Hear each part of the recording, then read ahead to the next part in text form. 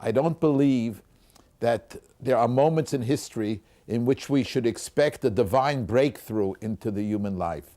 The breakthrough occurred already in the foundational moments.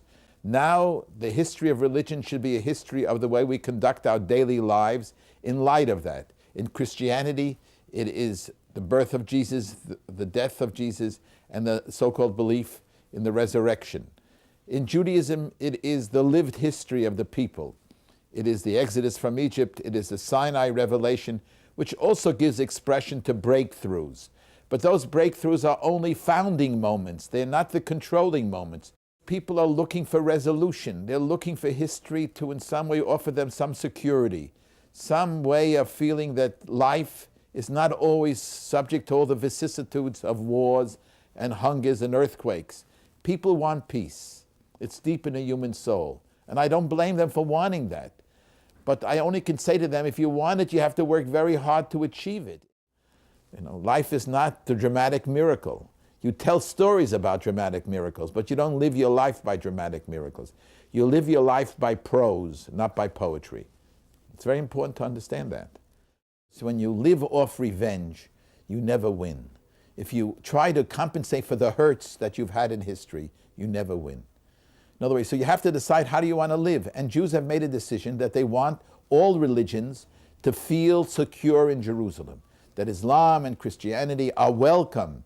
They are not aliens. They're not enemies. And that's the very important decision, that it's very important that in Jerusalem, all three monotheistic faiths, which were in some way in conflict throughout history, can live in peace in Jerusalem. That's the very meaning of my view of a holy Jerusalem, which some way now teaches us that people with different beliefs need not see the other one as an enemy, need not see the other one as a threat.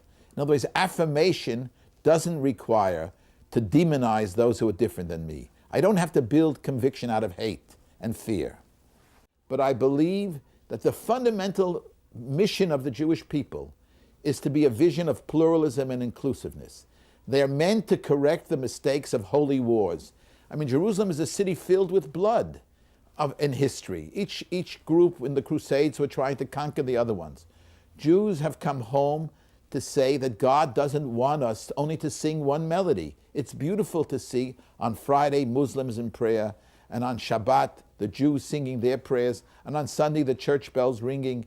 There's different music in Jerusalem, and that's what I think is what we have to celebrate.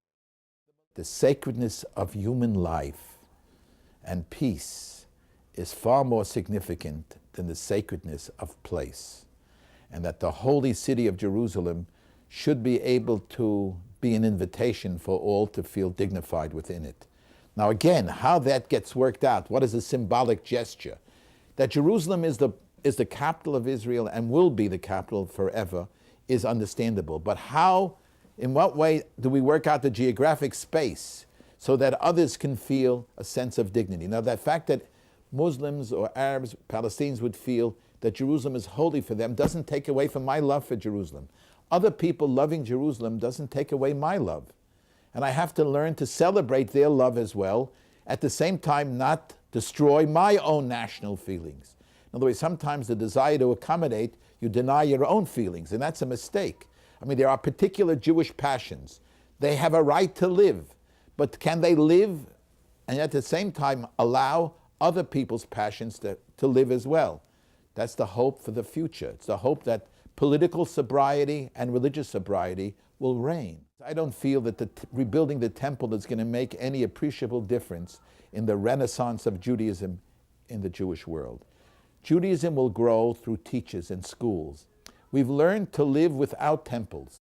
We've built a Judaism which is not temple-oriented, without sacrifices. Prayer replaced sacrifices. I don't need to go back to that in order to renew Judaism. But I appreciate their national pride. And we just have to say, there should be a new national pride. The fact that we are tolerant to others and that we can allow others to feel comfortable here is part of our new dignity. And I hope that could work, but I don't think it's going to convince people who want to rebuild the temple. I just hope that they have patience and let the Lord do that for us.